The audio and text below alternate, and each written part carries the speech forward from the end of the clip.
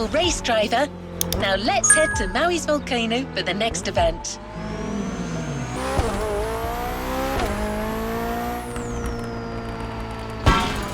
You'll be driving the i8, the first plug-in hybrid sports car to go into series production. It's still as impressive as it was 10 years ago, but I'll let you be the judge of that.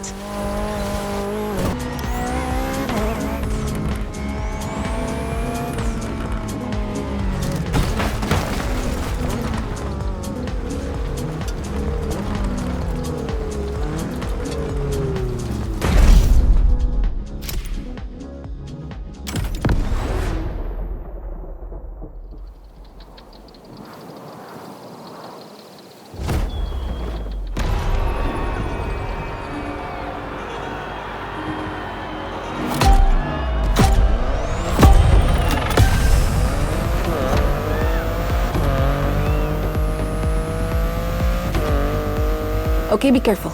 This outrun requires your utmost concentration. One mistake or two, and you're sure to lose. Stay sharp.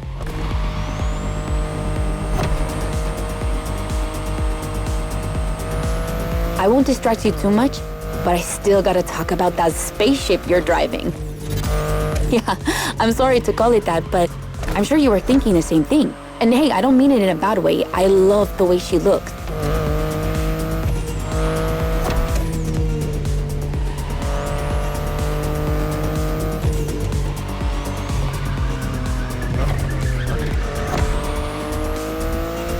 The BMW i8 is a car that stands out from the crowds. It's actually hard to believe she's indeed a production car and not just a concept. Like, it's crazy how futuristic she looks, even though she was revealed more than 10 years ago. The contrast of her colors highlights all her curves. And there's something about the way she's shaped that makes her intriguing and elegant at the same time. I'm glad the sun hasn't fully risen yet, because I find her even more beautiful at night. Those U-shaped taillights give her so much personality.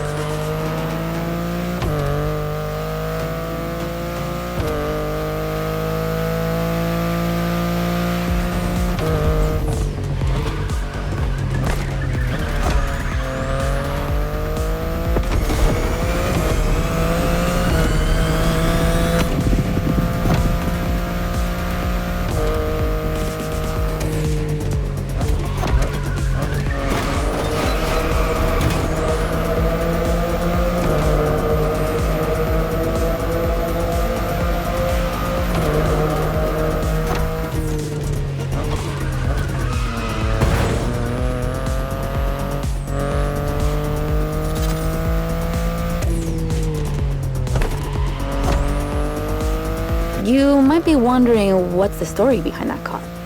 Well, it all goes back to the early 2010s when BMW i was created to develop a range of electric and hybrid vehicles within the brand.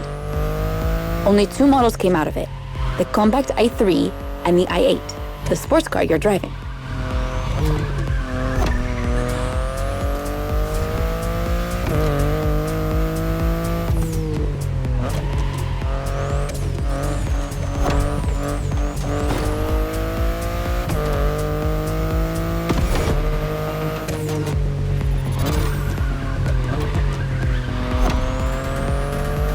There were never any others because they updated their strategy. Rather than creating a separate lineup, they now implement their technologies into their main series. A smart move, I guess. But I would have loved to see more cars like this one.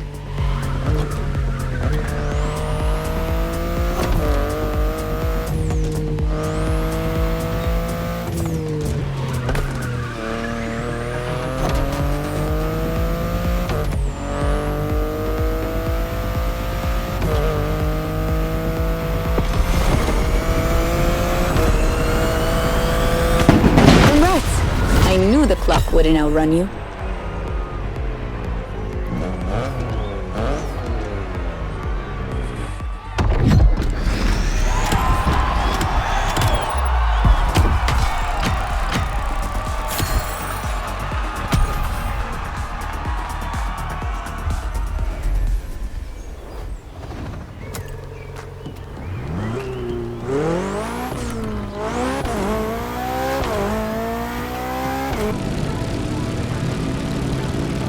hate to be the bearer of bad news, but I'm afraid we're heading towards the last event of this playlist. Yes, I know. Already. But we're not going to say goodbye without one last hooray. For this final race, you'll be driving not one, but 3 of BMW's finest vehicles. And I hope you've got some time to spare, because this isn't going to be a short trip.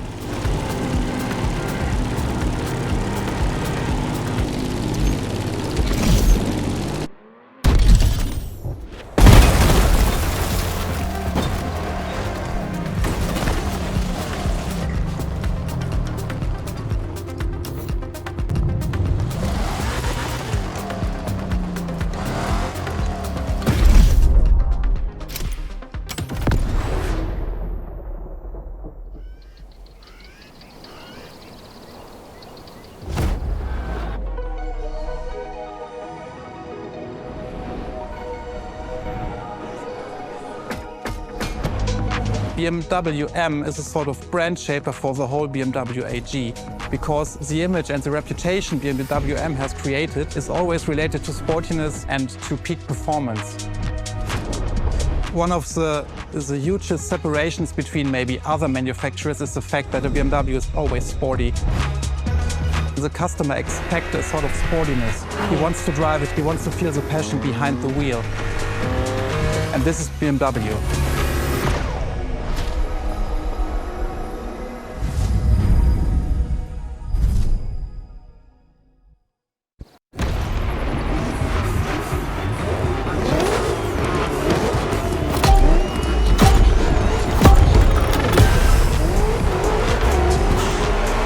Get ready.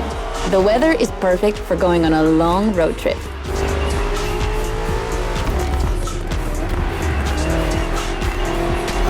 We're putting 3 BMW MCS to the test over very long distances, and it's your job to drive them one after the other. You remember what CS means? It's competition sport, the sportiest editions of BMW M.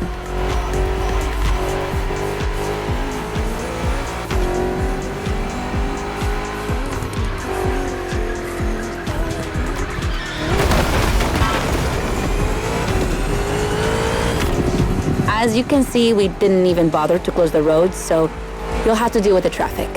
But you have no trouble dodging it, right?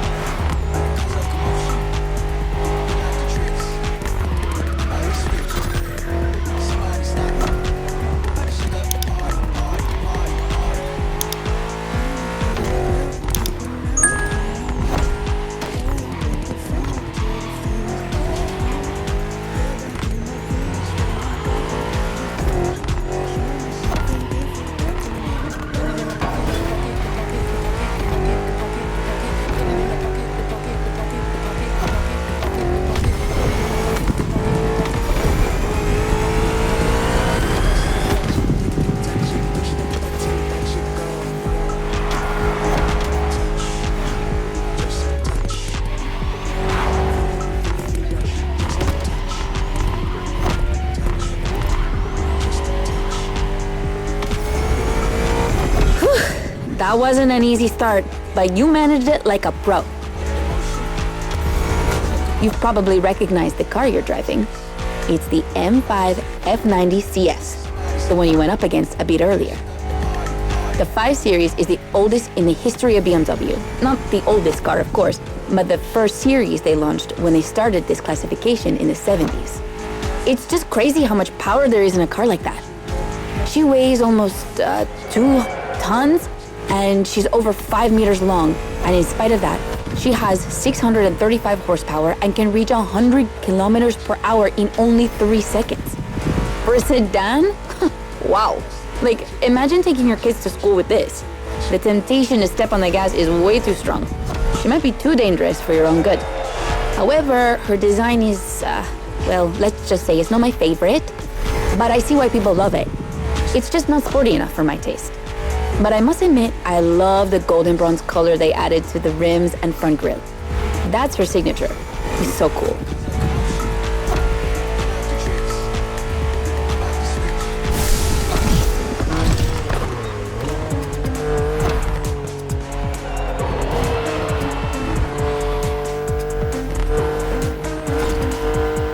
And now we have an M3 G80 CS from 2023. We've come a long way since the E30.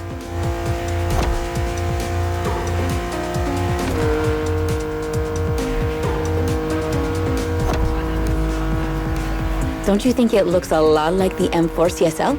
On the front end, mostly. Well, that's normal. Actually, the 3 and 4 series share the same engine and chassis base.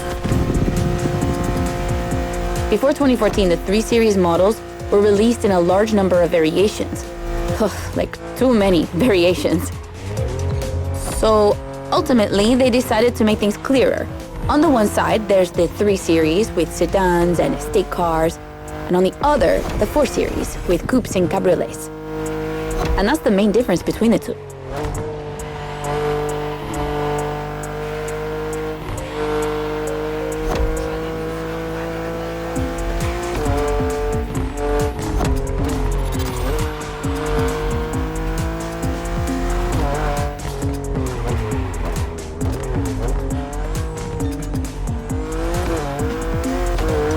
What do you think about her design? Personally, I love how aggressive she looks. The size of the double kidney grille divides BMW fans, but I think it gives her so much character.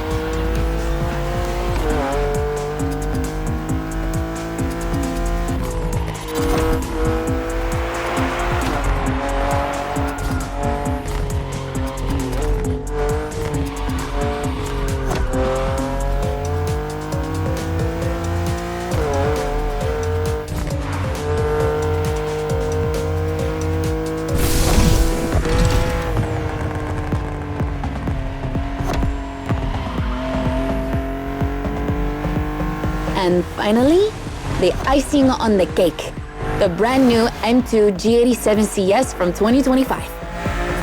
And you can try her here exclusively for the first time. BMW are so proud of her that they regard her as part of the BMW 2002 Turbo Heritage, and now it's one of the most beloved cars of the 70s. So, does she deserve this honorific comparison? I'll let you drive her for a bit, before giving my opinion.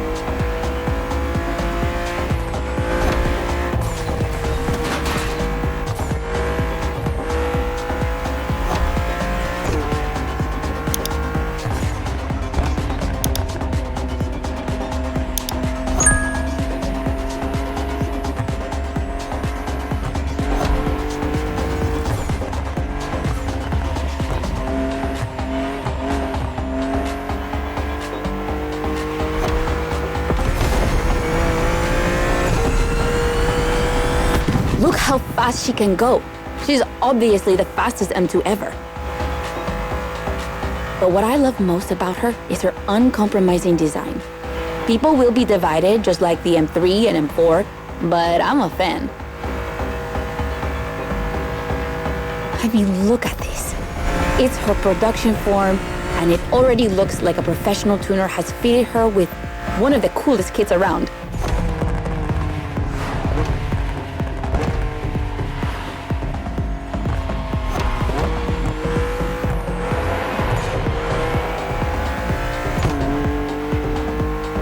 It's probably too soon to say, but I think she's my fav. Among the three of them, of course. I think it's simply more fun to drive.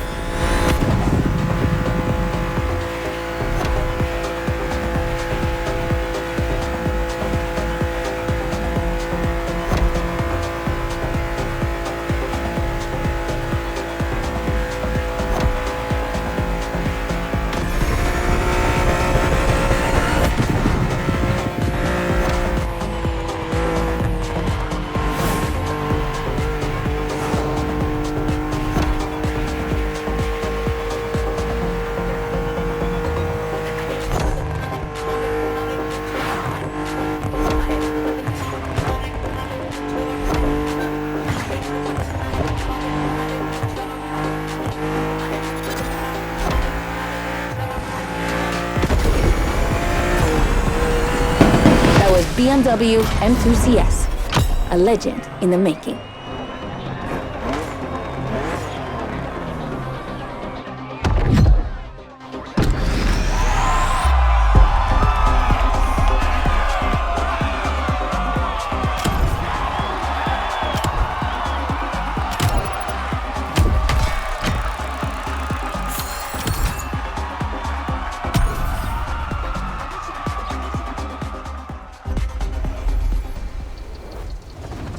It's time to reap your reward.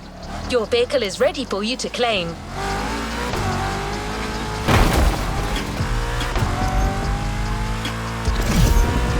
Congratulations, driver.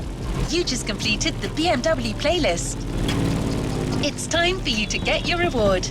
Let's get back to the container. If you care for the drive and are not in the mood for using fast travel, let me tell you a few things about that reward. It's a car you already know very well, the Batmobile. No, I don't mean the one from the movies. I'm talking about the 3.0 CSL. That was its nickname in the 70s. It was called that because of its aerodynamic spoiler.